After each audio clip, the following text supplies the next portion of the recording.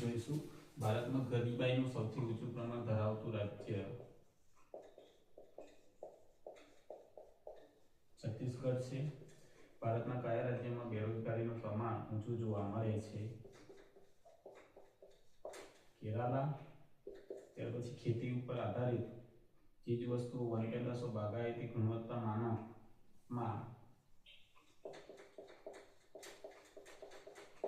એગમાર્કનો logo જોવા મળે છે. ત્યાર પછી યુએનડીપી નું પૂરું નામ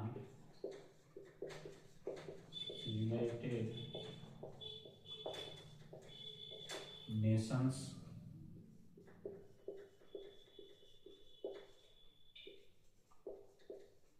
ડેવલપમેન્ટ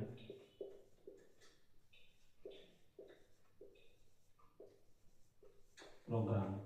તો મિત્રો આ પ્રકારના જે પ્રશ્નો છે તમામ સ્પર્ધાત્મક પરીક્ષામાં પૂછાયેલા છે.